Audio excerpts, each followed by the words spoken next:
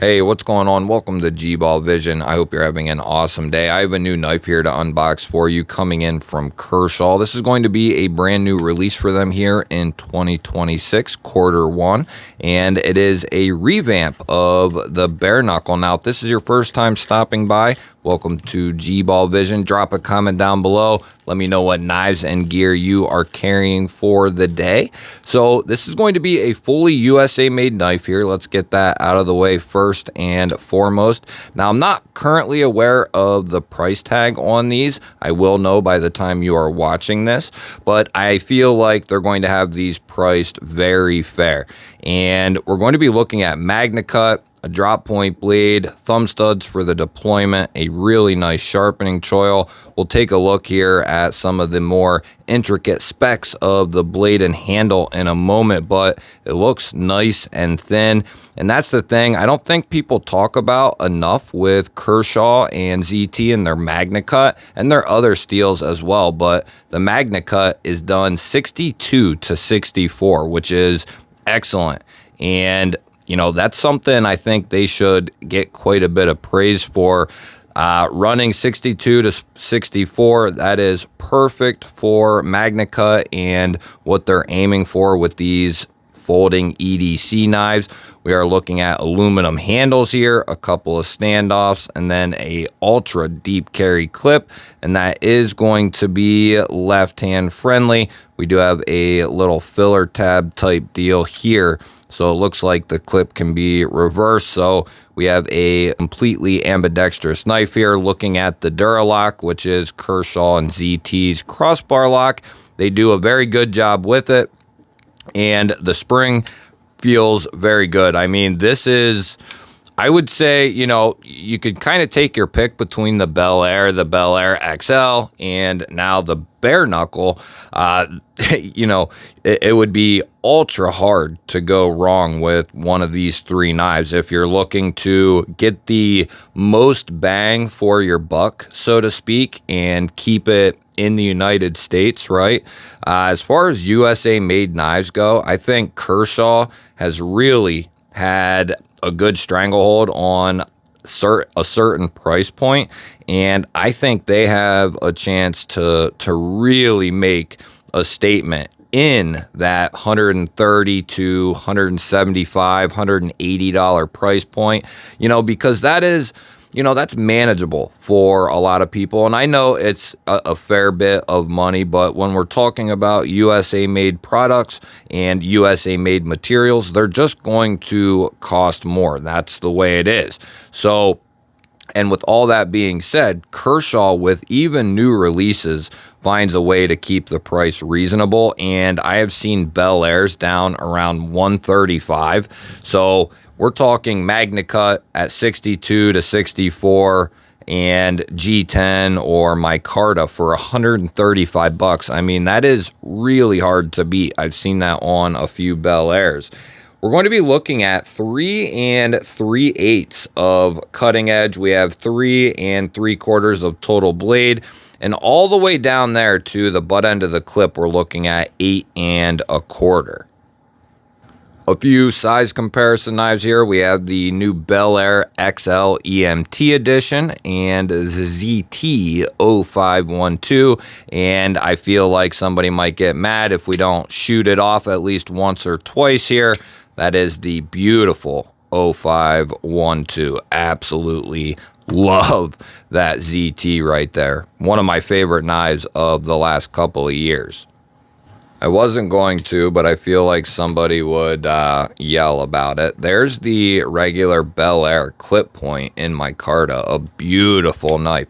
And then we have the Bel Air XL here. And you can see that gives you a good idea for the people who wanted a larger Bel Air style knife. Well, the Bareknuckle is going to be that in spades. It's got a taller handle. It's a broader knife, period. And it's going to be quite a bit longer in the handle and blade. Now, is that going to fix someone who's looking for a massive knife? No, but there are a few recent ZT and Kershaw releases that are pretty good size. Now, They haven't been manual though, and I think that's what some people are really looking for, is something even a little bit bigger than the Bareknuckle. But I will say, this is a great start right here. We'll get the 50 ways baked in Hank out here and see what this pocket clip looks like in the pocket. Now, you see how that's mounted. That's going to allow this to go in and out of the pocket very easily, and it's going to carry nice and deep as well. Now, some people will absolutely love that, and some people won't appreciate it as much as others. Now, I like knives that fit under both umbrellas. I like about 1/4 inch, but I also like something that is nice and deep and simple as well, like this. So it just kind of depends on the scenario, but for a deep or ultra deep carry, this is a perfect execution. Like I always say, I could do without the Kershaw there on the pocket clip, but not a huge deal. This is going to work really well in and out of the pocket. And as I said, this is going to be left-hand friendly. And now we'll get the arch nemesis out here, and we'll give the old Bareknuckle a weight check. Now, I like to guess the weight of the new knives that come into the channel, and I'm inviting you to play along. Put your guess down in the comments. Let me know what you think this fella is going to weigh in at, just based off my description. Even if you already have a comment down there, go ahead, put a guess. I'm going to give it a shot here, and feel, don't be afraid to be really wrong, because, hey, I have been myself very wrong. Let's see here. I'm going to say they kept it pretty light. Let's get one more quick look. I'm going to say they kept this at like 2.9. I'm going with 2.9. Oh! I got oh, shit. I thought I was dead on, too. All right, that's not too bad, but not very good either. 98 grams, 3.4 ounces, 0.5 off. What a pathetic joke. Now, one thing I'm really interested in here is we'll get our calipers out and get a couple of measurements on the handle and blade. But one thing I'm interested in here, 0.42, 10.8 on the handle thickness, but it is nice and tall. Here, 24 millimeters, which we don't really care about that, but it is 0.94 tall here. So it's got a nice height to it. We'll check our blade stock thickness. I want to get a look at this blade and the BTE. So we're at 119 and 3.08 millimeters. So let's see what we have here for a BTE. We have 0.6 millimeters. And we have 25 thousandths there behind the edge in that particular spot with that particular hold. So it's not coming down insanely thin, but let's see how this cuts out of the box. So we have our standard magazine paper here, and that blade shape is going to lend itself to being good at a lot of different things.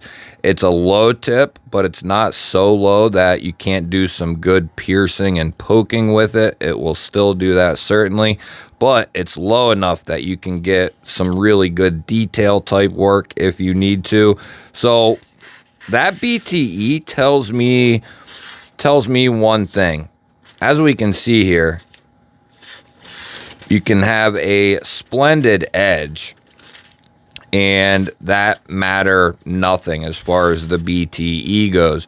But what that tells me is they made this not to be just a fine and thin slicer. I mean, they kept it pretty thin, all things considered, but they kind of widened up that behind the edge thickness a little bit to, I think, give it a little bit more of a chance in a little bit tougher atmospheres, right? Just to give it a little bit more durability. I could be severely wrong in that regard, but I think, that's what I am gonna make a quick guess on. Let's get a hardware check here, see what we're looking at with our off-grid driver. We got a T8 bit in there, and that's what our pivot is going to be.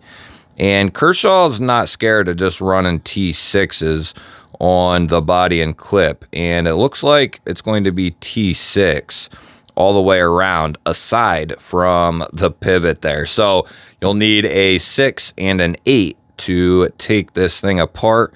And I've always wondered, can someone answer, why do we do the clean, non-tooled pivot side on the back side of the knife? Can anybody tell me that? I just curious. I know some companies do it and some don't. Never gotten a good reason for it. And I'm noticing here 4 body screws on this side here.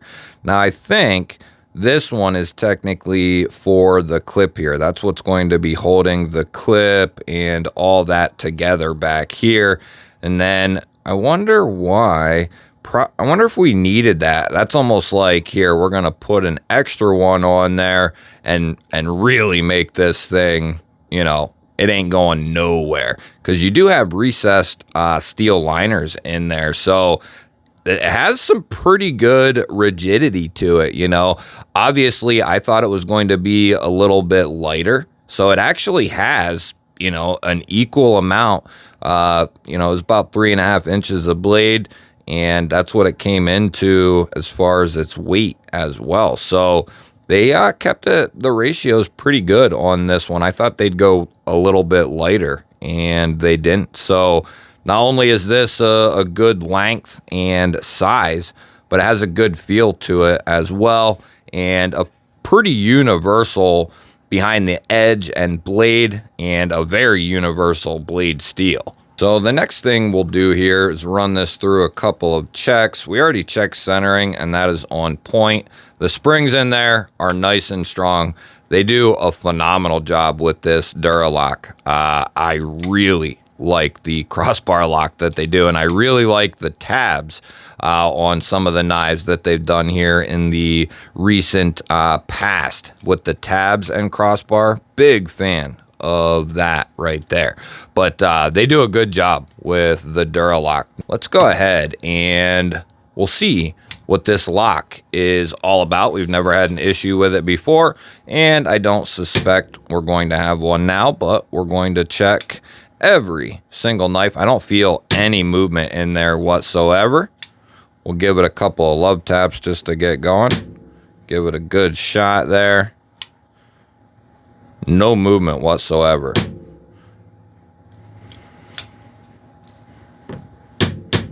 Very good. It sounds good. Very good. That is exactly what we want right there. You'll have to let me know, what do you think of the Bareknuckle here? And I'm really interested to hear your thoughts on Kershaw and ZT's last year and a half or so. Are you excited that they are back and just kicking ass? I always look forward to hearing from you. Hit that thumbs up button. I truly appreciate it. If you want to continue to see daily knife and EDC content, make sure you're subscribed here to the channel. I'd love to have you a part of the G-Ball Vision family. I'll pop up a couple of new videos. Go check one of them out. Have yourself an awesome day. Thank you for watching. I'll catch you on the next one.